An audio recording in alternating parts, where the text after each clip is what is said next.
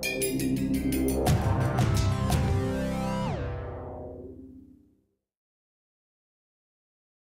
first speaker up is Yale graduate Chris Mooney, who's a science journalist. He's fully invested in the new media. His journalism occurs prominently online. He's the author of 4 books on this topic. So please welcome Chris Mooney. Well, it's great to be here, and I want to thank Jack for inviting me and all of you for listening. And I want to start out by just giving a tip of the hat to where I'm coming from.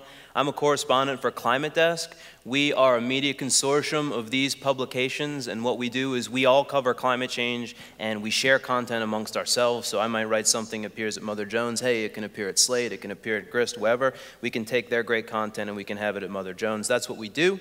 We also have a podcast that we've just launched. It's called Inquiring Minds, and I'm very proud of it. This is my little project, and I co-host it with a really brilliant neuroscientist named Indre Viscontas, and that's where we talk about not just climate change, but all aspects of science as they intersect with politics and society, including the denial of science. And one more plug for Inquiring Minds because I'm so proud of it. The guest yesterday, Neil deGrasse Tyson, and this is one of the quotes from the show, one of the great sound bites that he gave us. So please find it on iTunes and check it out.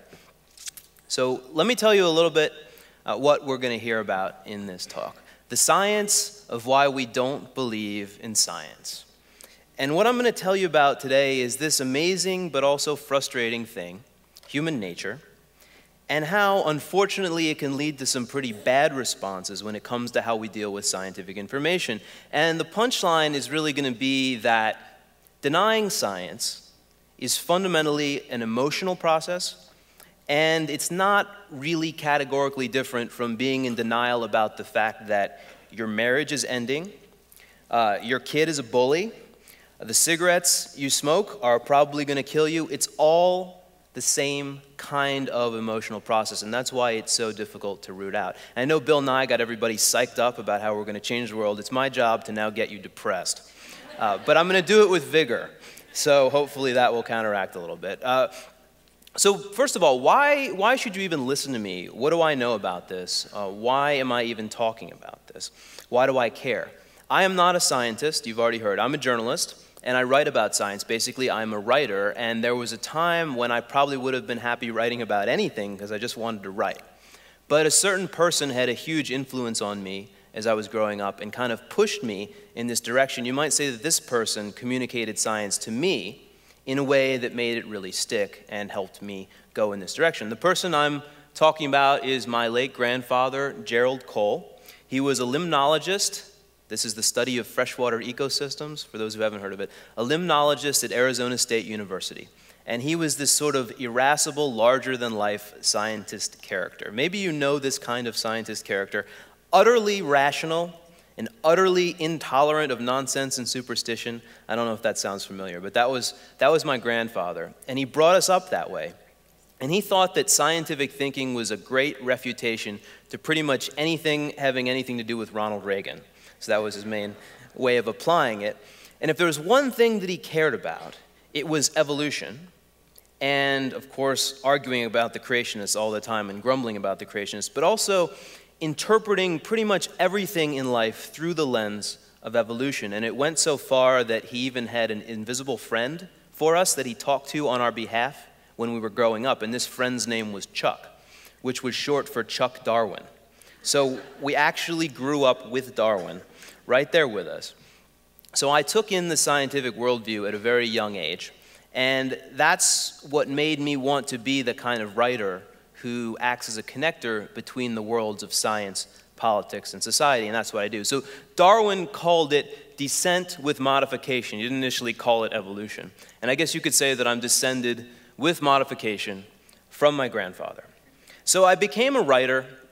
I wrote about science, and following this anti-creationist impulse that he had, I wrote about the maddening and often dysfunctional disconnect between science and society. And this started in my 2005 book, The Republican War on Science, and I like to disclose at the outset when I show this image that we were not trying to echo the cover image of another popular book that was out at the same time and probably was more successful than ours. So the argument here, and this is 2005 when this came out, so we actually didn't know everything then that we know about denial now. But the argument I was making was that under the administration of George W. Bush, there's no Barack Obama, nowhere in sight. Under that administration, scientific information was systematically under attack on a wide array of different kinds of issues that might seem not connected with one another, but scientific information was being interfered with in the government on climate change, on stem cells, on all kinds of environmental science issues, and pretty much on anything having to do with sex. Okay? So I set out to not only document this, but to also explain why it was occurring. And as a journalist, I had a little story I told about why something like this could happen, why there could be so many political attacks on science. And it was the kind of, I mean, I'm not entirely too proud to say right now that it's the kind of story that journalists always tell.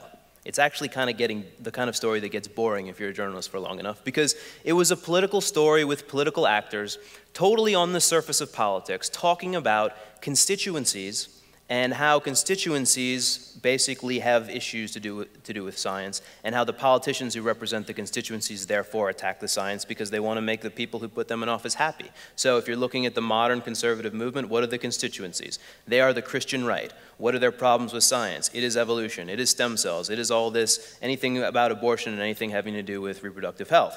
Okay, so there's all those issues, and they're all in the book. And then there's the corporate side. They're all the people who don't want more government regulation. What are the issues they care about? Climate change, all the environmental science issues. And so sure enough, when you elect the Bush administration and it has to cater to these constituencies and it represents them, then sure enough you will see scientific information being interfered with in the government on precisely those issues that the constituencies care about. So you get a perfect storm of science denial and science abuse, and that was the story I told. Okay. The reason I'm giving this talk is that I no longer see that story as adequate or sufficient. The problem is the purely surface-level political account ignores the psychology behind the behavior. It ignores the role of the brain, the self, the emotions, and personalities in the problem. But over time, I began to suspect that a psychological and, frankly, emotional explanation was needed here as well to go along with the political explanation, to complement it, not to supplant it. I'm aware that this approach can be controversial. Maybe it's no shock that people don't like to have their political views psychoanalyzed. People think they came to their ideas rationally. They think they make sense. They think they had a choice. The trouble is there's a large body of research suggesting that that's not really actually how it works. And bottom line of this research is that political ideology is pretty much the polar opposite of rationality. Okay, if you take nothing away from my talk, take that away. And if you don't like the conclusion, well, you know, I'm just reporting on a large body of research. So if it annoys you, don't blame me, blame the scientists. They're the ones who are responsible for this stuff. I'm just reporting on it. So when I first got the idea that there needed to be a psychological explanation for science denial, that I needed to go into people's heads, I actually remember the moment. It was when I encountered some data from Pew, data that now establishes something I call the smart idiot effect, and you'll see why it's a smart idiot effect. So this is 2008 poll data from the Pew organization showing the relationship between your political party affiliation, your belief that global warming is caused by humans, in other words, your acceptance of scientific reality, because this is scientific reality, and your level of education. Okay, so what we've got is we've got college grads on the left, we've got not college grads on the right, and then we've got 3 columns for each: Republican, Independent, and Democrat. And what you'll notice is that with the Republican college grads, the acceptance of scientific reality is just 19%, but the non-college grad Republicans accept it more. So in other words, if you're a Republican, the higher your level of education, the less likely you are to accept scientific reality, right? Whereas if you're a Democrat or an Independent, the opposite is the case. Now, what is going on here? This is not how it's supposed to go. For scientists who think that we need more education and will somehow decrease this problem of bias, it shouldn't look like this. The data shouldn't look like this. But if you remember that politics is the opposite of rationality, then you start to get an inkling of why this kind of thing could occur. So let's, before we unpack it more, let's look at another example of precisely this kind of effect. And I need you all to get your thinking hats on because we're going to do a little bit of math, or at least a little bit of, let's say, scientific and mathematical reasoning. So this is a study I reported on in September, And everybody was talking about it. It shows another smart idiot effect, but a smart idiot effect that is in some ways even more annoying. And so here's how it starts. What I need you to do is I'm going to read this aloud, and you're going to try to get the right answer to this problem, which is a relatively hard problem. Most Americans get this wrong, okay? So I'm going to have to read it. It's going to take a little time, but I think you're going to enjoy it. So they're giving people a word problem with some data. And the problem is this: medical researchers have developed a new cream for treating skin rashes. New treatments often work, but sometimes they don't. They make the rashes worse. Even when treatments don't work, skin rashes sometimes get better and sometimes get worse on their own. So it's necessary to test any new treatment in an experiment to see whether it makes the skin condition of those who used it better or worse than if they had not used it. And there's a variety of other caveats and explanations which you can read for yourself, but that's the gist of it. Okay, and then they give us a table of data, okay, and you're seeing the table, and you've got patients who did use the skin cream, you've got patients who did not, and it tells you how many got better, how many in whom the rash got better and how many in whom the rash got worse. Your job is to answer the simple question: do you want to use this skin cream? Do the people who use this skin cream get better, or are they more likely to get better, or are they more likely to get worse? Okay, what's the answer? Huh? This is stay away from this skin cream, right? Does everybody know why? The way you do this is, and this is why people get it wrong, is they see that number 223, and that's a big number. And if you're not used to mathematical reasoning, you say, wow, that's it, you know, good skin cream. Look at how many people got better. But they're not stopping to compute the ratios, right? And if you actually compute the ratios, then you find that 1 in 3, roughly, got worse with the skin cream, but 1 in 5, only 1 in 5 got worse without using the skin cream, so stay away from the skin cream. Most people get this wrong. Okay, this is just the first stage of the experiment. So they do this, but there's 4 conditions of this experiment, okay? And so now we actually see the conditions. There's one condition in which the right answer is that the rash actually does get better with the skin cream, and one in which, the one that you saw, the rash doesn't get better, the skin cream doesn't work. Then they use the exact same numbers, the exact same experimental design, but now it has nothing to do with skin cream anymore. Now it's about concealed carry laws, and whether you're allowed to have a handgun in public, and whether you're allowed to carry a concealed handgun, and what effect that has on crime. And now these are not people, these are cities, and it's whether crime went up or crime went down. And again, there's one scenario in which the numbers say that the concealed carry law worked to prevent crime, and there's one scenario in which the concealed carry law did not work to prevent crime. Okay, what happens to Homo sapiens when you put them through this experiment? This is where it gets really frustrating. So the top register is the skin cream question, and the bottom is the gun question. And blue is liberal Democrat, red is conservative Republican, and across the bottom is, I didn't tell you, they tested how good people were at math in this experiment. So the numeracy is increasing to the right. So in skin cream, it's just what you would want to see. The better you are at math, the more likely you are to not get fooled by that tricky question and to give the right answer and not get fooled by the 223 and compute the ratios and realize the skin cream is bad, or in the other condition, whatever, to get it right. But as soon as it becomes a political issue, guns, then liberal Democrats do fine, they do excellent, with increasing mathematical ability in the scenario where the ban works, right? And conservative Republicans do great in the scenario where the ban doesn't work. These are both the things that their political ideology loves to hear. And they both do much worse with increasing mathematical ability if the problem doesn't work out the way they want it to be based on their politics. So politics ruins their ability to do math. Okay? And so you see something like this, and you say, what is up with these people? Like, how is this possible? What is wrong with you, humans? Now, it turns out there is a way to explain this. There is a science of why we deny science. There are facts about why we deny facts.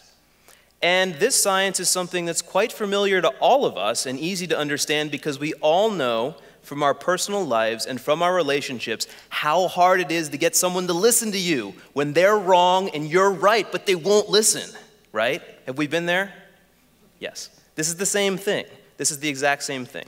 And in fact, we know from literature, this is a still from the earliest film of Great Expectations, the silent film, we know from literature how many characters there are who fall for self-delusion and rationalization, with the epitome being Pip from Charles Dickens' amazing novel, Great Expectations.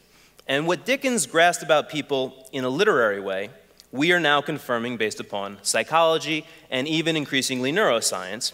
And what this leads to is the theory of what's called motivated reasoning, which demonstrates that we don't reason very differently about politics than we do about science, than we do about emotional matters in our personal lives, at least if we have a strong emotional stake in the outcome. If we don't care, then we can be rational. If we care, not so easy. Now, to understand the process of motivated reasoning, there are 3 core points that you need to know about the brain, from which everything else follows very nicely. The first point is this: the vast majority of what your brain is doing at any time and throughout your life is unconscious. You are not aware that it's doing it at all. Okay? Consciousness is just a really tiny part of all of the activity of the brain. You, as you think of yourself, are just a tiny part of all of the activity. Now, one of the parts that you are not conscious of, but that is a vital part of what it is doing, is the brain is having rapid emotional reactions to all of the stimuli that it encounters. Ideas, images, thoughts, people, it's tagging them with feelings, okay? And it's taking all that in, and it's associating it with emotions. Now, the third point is that as it does that, these emotional tags guide the process of memory retrieval. So, you tag something emotionally, and then when you bring it back up again, it has all of these associations with it. And so what this means is that by the time you're conscious and you're starting to reason about something, actually know, your brain already tagged it emotionally and you know how you feel about it already. So you're not actually reasoning. You're not reasoning like a scientist in any case. What are you reasoning like? You're reasoning like a lawyer, okay? And they're not always the most popular people. Because once we actually are conscious, we've already been sent down a path by our emotions, and we are retrieving from memory the arguments and the associations to support what we already think. And then we proceed to reason in a biased way, or we search for new information in a biased way. So there's the confirmation bias, the disconfirmation bias, all these biases. We're not reasoning, we're rationalizing. We're defending our case. And the case is not only a part of who we are, it's a physical part of our brain. It is a part of our body. You can't see, this is why you can't just change somebody's mind. No, it's physical, okay? There's thoughts, there's wiring there. It's been wired that way for a long time. How are you gonna you're gonna reason with that? No, we think about this all wrong. So motivations drive reasoning, and to understand science denial then, you simply have to understand the underlying emotions and motivations, and then this process unfolds. So now what I want to do with the rest of the talk is I want to give you 4 major kinds of motivations and emotions that are driving different kinds of science denial. And there's more than this, but I think this covers a great deal of it. And all of these are based upon published psychological research. So the first motivation is conspiracy beliefs. The second is distrust. The third is something called the need for cognitive closure. And the last is something that I will call individualism, okay? And these are all pretty clearly implicated based on published research in what I called the war on science. They all drive motivated reasoning and just in general less than fully rational reasoning, less than the kind of reasoning we'd want people to be doing about science. So let's go for the first one first. And they're also, on the global warming issue especially, they're in order of increasing importance. So conspiracy theories is probably the least important, but it is really interesting. So let's talk about conspiracy theories first. And this is based on the research of a guy named Stephen Lewandowski. He's a really cool psychology researcher. So here's something that amazed me when I first heard it. Do you know that people who think that the moon landings were staged by Hollywood, or the people who think that Lee Harvey Oswald had help, right, didn't act alone, these people are also more likely to be deniers of climate change and to be deniers of the idea that HIV causes AIDS. Now, why would that be? Why would there be a relationship between those two apparently different sets of irrationalities? But that was the finding of Lewandowski in this paper cited here. And what he in effect showed is there's this surprising element in the rejection of science that appeals to the conspiratorial mindset. So it is not even ideological in a left-right sense, it's conspiratorial. Right? And the paper showed also that conspiracy beliefs tend to travel together. So if a person believes in one conspiracy, they are likely to believe in many conspiracies. So if you think MI5 actually killed Princess Diana, it wasn't just a tragic car crash, then you also think Lee Harvey Oswald didn't act alone, or you are more likely to. So who then is a conspiracy theorist? Well, there are distinct personality and dispositional tendencies that are associated with conspiratorial thinking. You will not be shocked to know that one of them is paranoia. And another is a sense of disgruntlement or being unhappy with how society is treating you. And when you think about it, the denial of global warming is a giant conspiracy theory, because the only way that scientists could be pulling the wool over our eyes about global warming would be if there was a global coordinated effort to do so. They'd all have to be on the same page. After all, they get together in the Intergovernmental Panel on Climate Change every 5 years or so, and they assess all the evidence, okay? And then they put out this gigantic report, and hundreds, or I don't know the exact number, of scientists all work on it. So they'd all have to really be pretty coordinated. It's very implausible, and this is global scientists, not scientists from one country, scientists who speak different language. They'd all have to have like the secret handshake that we don't know about. All right, so that's what it means to say that global warming is a, quote, hoax. It's a conspiracy theory. Sure enough, it is correlated with believing in conspiracy theories. So I want to tell you what happened after Lewandowski published this study, because it's funny in a sort of really, really sad way. Okay, so after the paper gets published, the people who are the climate deniers do not like being called conspiracy theorists. So what do? They start coming up with conspiracy theories about why the paper is wrong. And so they start, you know, the conspiracy gets bigger and bigger and bigger, and so they start saying that the survey responses were fabricated for this study. They say that, you know, this Lewandowski was in Australia, so they imply that the Australian government might have had some hand in the Australian Broadcasting Corporation, which is their sort of BBC, you know, was supportive of this. Okay, I mean, it's just sad. Now, all of that said, what's interesting is that Lewandowski himself pointed out that this is not the #1 cause of global warming denial. It's a correlation. It's related to global warming denial. It's fueling some of it. It's not the biggest factor. And in fact, later research by the same author on conspiracies actually looked at other science denial and how those are related to conspiratorial beliefs. And what he showed is that global warming, yeah, there's a small relationship, but guess what kind of science denial has a really big relationship with conspiracies? Anybody? Very good. Yes, this is the size of the correlations that he found in this later study by asking people, again, the scale, you know, where you measure whether someone's a conspiracy theorist, and then asking them a series of questions about climate change, a series of questions about GMO foods, and a series of questions about vaccines. And look at those relationships. You know, if I'm a journalist, which I am, and I see a study where you've got over a 0.4 correlation for vaccines and you've got under a 0.1 correlation for like climate change, the story here is about vaccines. Something about people denying vaccines has a lot to do with conspiracy theories. And that makes sense too, because they believe that the CDC, you know, the big government is involved in some kind of nefarious cover-up. So that tells us a lot about that particular kind of denial. This also emphasizes that what denial is not only right-wing, because the vaccine beliefs are not, you know, right-wing. They're not actually left-wing either. They're sort of in between. They're all over the place. But also, the motivation is not necessarily political, it's conspiratorial in this case. Okay, so let's go on to the next emotional motivator of bad reasoning about science. Really, really important one, really, really overlooked, distrust.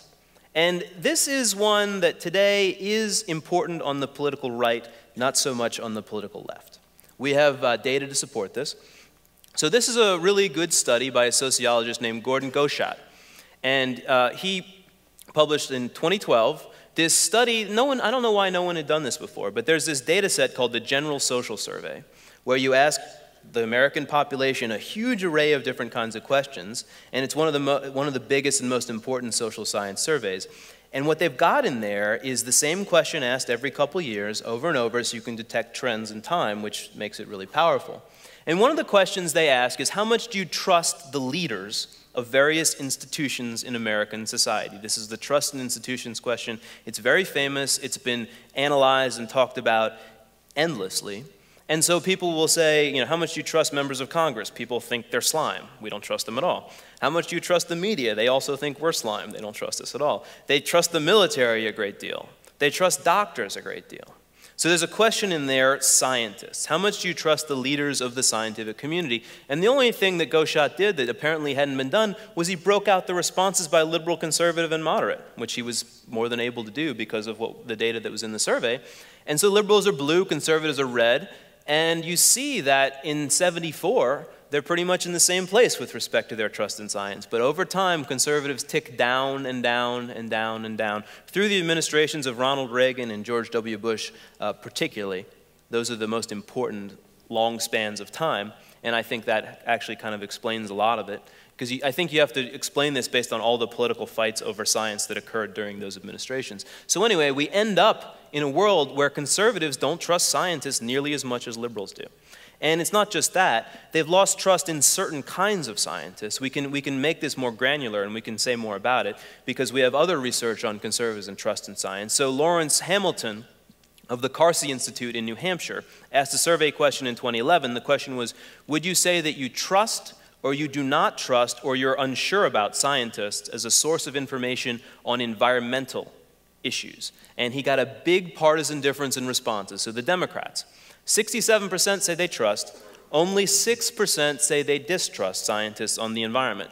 The Republicans, what do you think their percent is? 10%? No, they're not that bad. So, anybody? 30. Any others? 45. It's 42, whoa. It's 42% trust and 22% distrust. So it is not as bad as some of your answers, but it is pretty serious and it's a very significant partisan gap. Okay, so how does this play out in the real world? Well, you know, we know that if you're a heavy watcher of Fox News, you are less likely to accept the scientific reality that global warming is caused by humans. Many studies show this.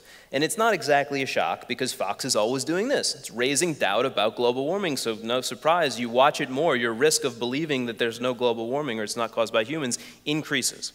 Okay, but what is the mechanism? Of course they're sowing doubt about the science, but research suggests that they're also sowing doubt about the scientists and making you not trust them.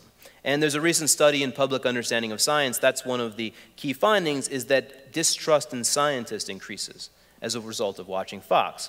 And the study says that this factor, trust, is really crucial because it acts as what they call a heuristic.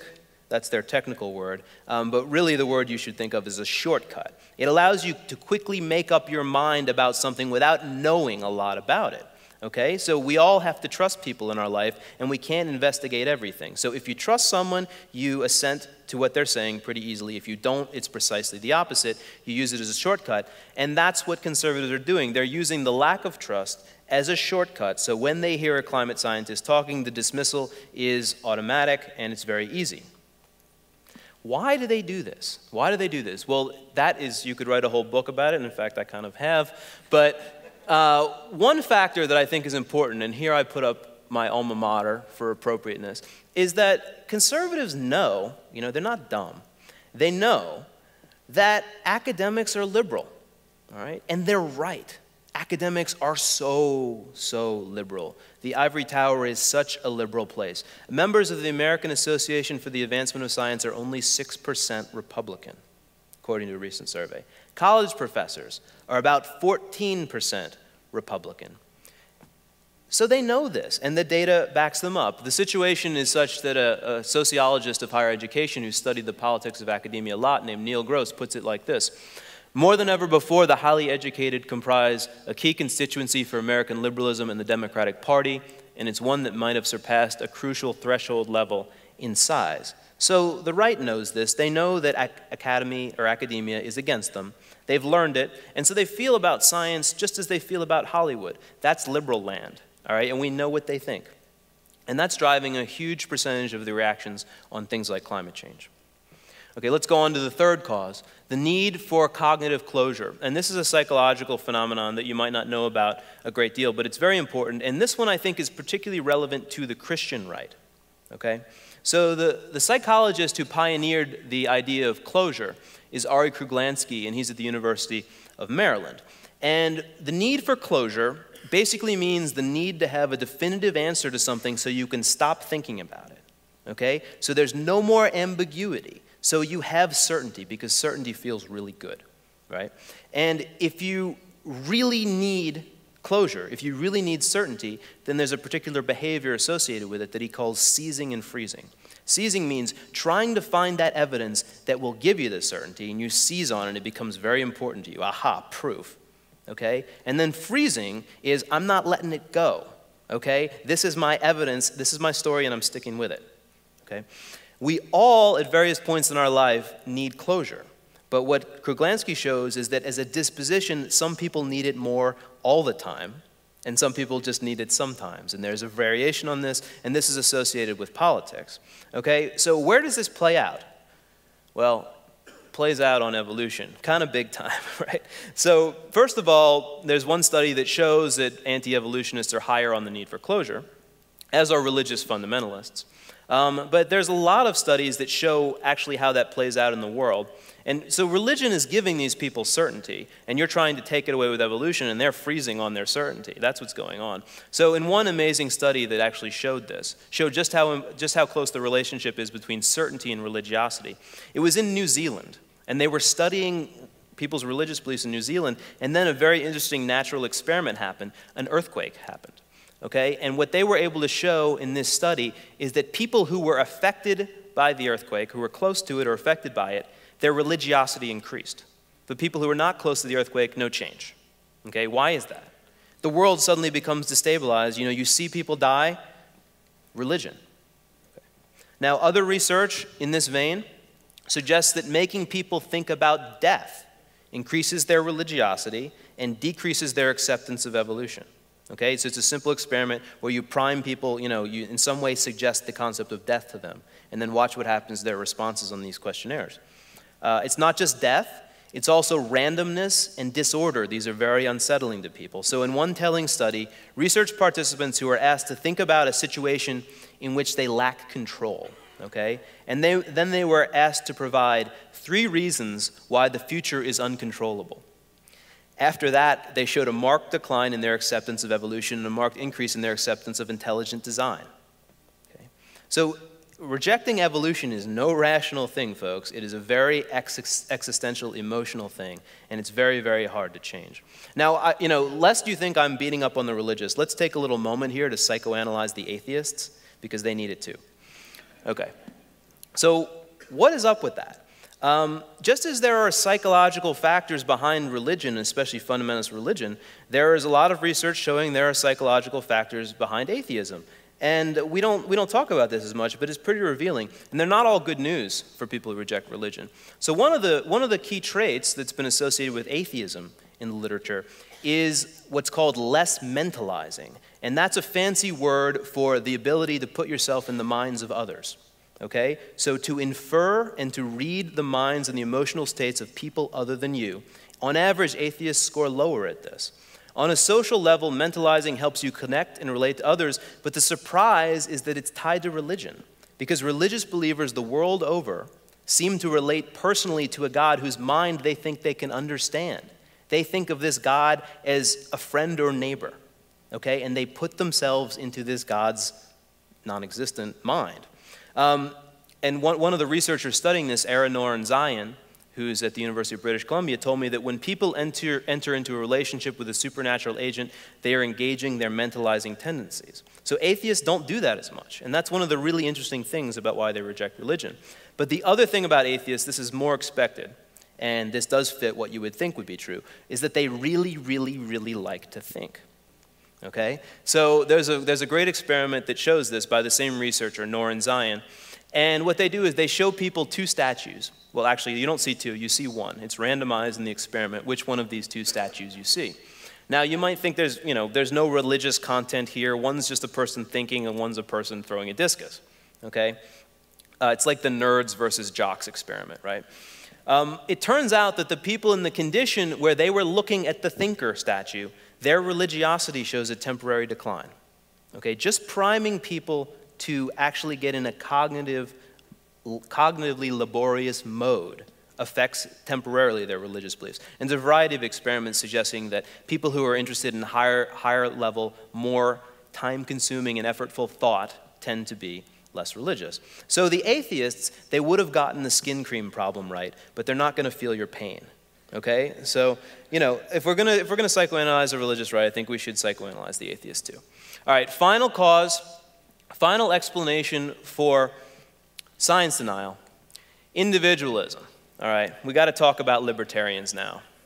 We've talked about atheists. We should probably make everybody angry. So let's talk about libertarians. And this is a huge factor behind the denial of climate change. Just huge. It's the single most important factor. Now, we know them as libertarian, but in the psychological parlance, what we would call it is individualism. And individualism is a deep-seated view of how society ought to be structured. And the core idea here is that the best society is one in which we all either get ahead or fall behind based upon our own merits. And if you fail, that means you deserved it. That's a fair system. And what's unfair is any extraneous help from, like, the government, which steps in and upsets this apparently moral system where you get ahead or fall behind based upon your own merits. That's the basic idea of individualism. And it has a psychology associated with it. It also has, interestingly, and this is true of atheists, but it's even more true of libertarians, it has a gender bent. So libertarians tend to be male, and that's a very strong gender bent. It's actually much more minor in atheism and much stronger in libertarianism. So what makes them tick? And this is some of the great psychology of ideology research from Jonathan Haidt. People might have heard of him, and his colleagues. And what they do, and this is really relevant to motivated reasoning because it shows how the emotions drive our different political dispositions. So what they do is they find what they call 6 moral foundations. These are basically situations that make you have an emotional response that's moral, an emotional response about what's right and wrong. And if you have a strong moral emotional response, then you're engaged and you proceed to reason in a motivated way to support your conclusion about the situation. So what they show is that liberals are white, conservatives are solid, and libertarians are striped. Liberals tend to score the highest in response to moral situations that are about harm and fairness. So the perfect liberal story to get them really, excited is to talk about innocents, young children, being harmed by somebody with too much power, like a corporation. And this kind of explains the vaccine narrative, doesn't it? It turns out that the facts are wrong, but it's perfectly tailored to a liberal sensibility. You've got innocent children who are apparently being damaged by the vaccines, meant to protect them because of corporate malfeasance. That's the idea. It's tailor-made for liberals. Just turns out the facts are wrong. Okay? But you can get them to emote pretty easily about something like that. What's interesting is that the conservatives do this whole different number around these other 3 foundations that liberals could care less about, right, for the most part. So in-group, how much are you being loyal to a member of your tribe or team? Conservatives, that loyalty thing is big. Liberals are like, whatever, okay? Authority. How much do you respect the people that you ought to respect? The police, the people who are higher than you in the social system. Your father, your parents. Liberals are like, we hate authority, right? Authority is a big emotional deal to conservatives. And then the one that's the biggest difference, and you notice how libertarians don't care about this stuff either, right? Libertarians are like liberals in almost all respects. Purity, that's where conservatives get really grossed out about, like, disgusting things, many of which have to do with certain things they think are sexually inappropriate. Again, liberals and libertarians are like, no big thing. Liberty is where it all kind of unravels, the liberal-libertarian relationship. Because we're right with them on lifestyle liberty, stay out of my bedroom. But when it comes to this thing called economic liberty, which is stay out of my marketplace, or keep your government out of my economic transactions, and keep your government out of making decisions about who succeeds and who doesn't, then the liberals are not interested. But the conservatives and the libertarians are tightly connected on that, okay? So it's that libertarian, individualistic, moral foundation of liberty, and especially economic liberty, that motivates them. And this is what drives the distrust of climate science and environmental science, because they believe that this body of science is an excuse for a violation of their moral foundation of liberty. They believe that this is an excuse, a concocted excuse, to bring the government in and upend the way the economy works and pick winners and losers just because of something called carbon dioxide. Right? They think that carbon dioxide is an excuse for the liberals to change the way economy works and go to a command and control European-style system. They are morally against that, and it's a moral issue to them. Just like the religious right has its moral issues, this is a moral issue. And these responses are deeply emotional, deeply automatic, and they drive motivated reasoning. So sure enough, we see motivated reasoning. This is Dan Kahan's research at Yale, and you've got a science literacy test across the bottom. How good are you at science? You know, how many answers do you get right on literacy? And then up and down, how much do you believe global warming is a risk? And he doesn't call them liberals and conservatives. He calls them egalitarian communitarians and hierarchical individualists, but that's where the individualists lie, right? And the egalitarians are more liberal. And so look, the more scientifically literate they get, the more they polarize. And you get a smart idiot effect among the hierarchical individualists. The smarter they get, the more dumb they get about the science of global warming. The smarter they get, the more they think that it's not a big deal. Okay, so by now you should be thoroughly depressed, hopefully. No, I'll give you some hope soon. So I've shown you a number of psychological and emotional factors that are shown in published research to underlie the resistance to science. And you'll note that nowhere have I done what journalists too often do, which is to point the finger at big companies like ExxonMobil and Koch Industries and say, no, that's the reason. All this big money is funding climate denial. Because you know what? That's actually not the reason. That is coincident with the real reason. Because, yeah, Koch Industries, the Koch brothers, they have lots of money, yeah. But they're also libertarians. And it shouldn't be a shock that people fund what they believe in, because everybody funds what they believe in, okay? But the question is, why do they believe it? And I think that we have a deeper explanation now. So claiming that attacks on science are bought and paid for by big money is too simple a storyline. It's too easy a storyline for liberals who constantly are looking for inequality because that's their moral foundation. We need to understand this phenomenon in its full human dimensions. And it has big payoffs. If you want to actually communicate successfully, thinking about the way it works and why people resist knowledge in this way will help you to do so, okay? So knowing all of this, what can you do about it? It should change your behavior. It should change how you approach the act of persuasion and the presenting of evidence and knowledge. I mean, the last thing you should do, knowing this, is go out and try to argue about climate science with a male libertarian, right? Why would you do that? That's like it's the thing that's least likely to work. I mean, the most important upshot of this research is that the resistance is coming from a particular set of people with a particular set of emotions, with a particular set of motivations. And yeah, there's a lot of them, but there's also a lot of people that aren't like that. There's a vast middle ground. This is the Yale Research, the 6 Americas of global warming. And the doubtful and dismissive, the ones who you're not going to convince, are only adding up, and I forget, these proportions change, but not a great deal, are only adding up to 18%. Okay, so why would you go with them? Right? Why is that your goal? You should be going at the middle, the concerned, the cautious, the disengaged, the people that don't know a lot. That's where you're going to actually make some headway.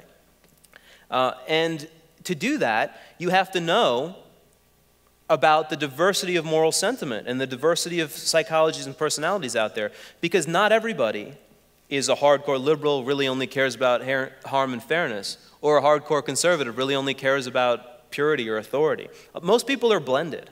Most people, and you can see that everybody feels these emotions to some extent. It's just that certain political dispositions feel them more strongly than others. So you need to learn how to make your appeals to the middle by invoking some of the emotions that you're not used to invoking because you're a liberal, right? And you only know how to tell this one kind of story about big corporate bad guys harming innocents. That's not the only kind of story out there. It's not the only kind of story that works. And there's actually research suggesting that if you frame an environmental issue around purity, look, conservatives care about purity. And there's all these ways in which defilement of the environment and the planet is gross. It's morally appalling. It's disgusting. It's defacing something we should all care about. If you talked about it in that way, you might be able to catch a conservative's ear or someone in the middle for whom, again, there's going to be more appeal than for someone on the left. So, in conclusion, I want to leave you with some words of eternal wisdom from a profound philosopher. Yoda. Yoda said, "You must unlearn what you have learned." And when it comes to denying science and denying facts about the world, and when it comes to reaching people who disagree with you, that's the boat in which we're in. We must unlearn what we've learned so that we can actually do it the right way. Thank you. And I'll end with one more Neil deGrasse Tyson quote from our podcast. I think this is a very good one. And I don't know if we have any time for questions. Yes. In the slide that you showed where you compared conservative Christians versus liberal, conservative Republicans versus liberal Democrats versus moderates with respect to their level of trust for science. Yep, the trust in science. Right, I found it very interesting that the moderates had even less trust for science, even given through the Reagan and the George W. Bush years than the... Those pesky moderates. Yeah, you know, all the smart people notice the moderates in this slide, and then they come and ask me, what's up with the moderates? And I say, I have no idea. Right. Sorry. I don't know why they did that number, and especially they did it in that precipitous way. I don't know. There's a lot of things going on in this chart, not all of which I can explain. What? Sorry. All right. Thank you very much, Chris.